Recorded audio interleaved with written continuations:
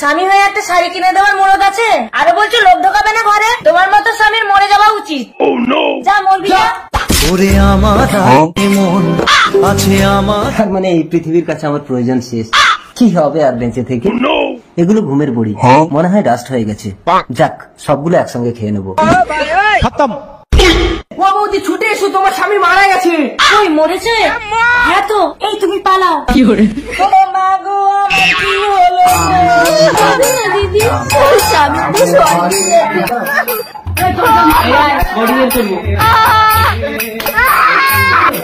আমার স্বামীকে তো মেনে নিবে না।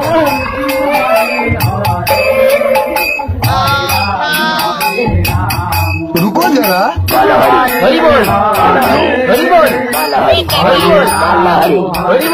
হ্যাঁ, আমি তো সেই ডাস্ট ঘুমের বড়ি খেয়েছিলাম, আমি তো মরিনি। এরা তো আমাকে শ্মশানে নিয়ে যাচ্ছে, চিতায় তুলে দেবে। এবার কি হবে?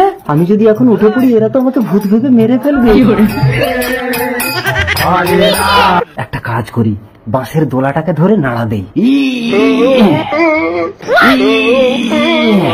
তুই মাথার মতো টলছিস কেন? বালটা তো পড়ে যাবে। ওরে মাতাল, তুই টলছিস। ওই আমি বাড়ি না মনে না।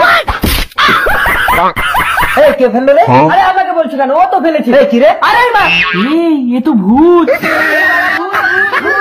আরে ভাই দাঁড়া, শোন শোন, আমি ভূত না। ওরে দাদা, ভগবান তুমি আমার স্বামীকে ফিরিয়ে দাও। সবার করো। আমি ফিরে এসেছি সীতা। কে আছো? বাঁচাও ভূত। আরে আমি ভূত না, আমি তোমার স্বামী। তুই দূর হ, আমাকে ছাড়। আশ্চর্য, ভগবানকে বলছে আমার স্বামীকে ফিরিয়ে দাও, অথচ যেই আমি আসলাম বলছে তুই দূর হয়ে যা। হয়তো ভূত। কই কই ভূত, কই ভূত কই? কি করে? এই কে কোথায় আছো? বেরিয়ে আসো। ওই দেখো, ওই গ্রামের লোক দূরে আসছে, তোমাদের গ্রামের লোকেদের মারবে। তোমরা শুধু আমার পেছনে আসো, আমি ওদের সকলের সাথ মিটিয়ে দিচ্ছি। এই দাঁড়াও, ওই দেখো ভূত শ্মশান পাড়ার থেকে অনেক ভূত নিয়ে আসছে। আমাকে দেখে ভয় পালালি কেন রে? কি ব্যাপার দাদা, ওরা আপনাকে দেখে ভয় পালালো? আরে ওদের সাথ আমি অনেক আগেই মিটিয়ে দিতে পারতাম, শুধু তোমাদের দেখানোর জন্য আমি এত দূর ছুটে আসলাম। দাদা প্লিজ, আপনি আমাদের গ্রামটাকে বাঁচান। ঠিক আছে, তাই হবে। শোনো, আজ থেকে আমি তোমাদের গ্রামেই থাকবো, আর যখন যেদিন যার বাড়িতে খেতে চাইবো ভালো মন্দ খেতে দেবে। হ্যাঁ চলো। জিন্দাবাদ জিন্দাবাদ জিন্দাবাদ জিন্দাবাদ, বীর জিন্দাবাদ জিন্দাবাদ জিন্দাবাদ।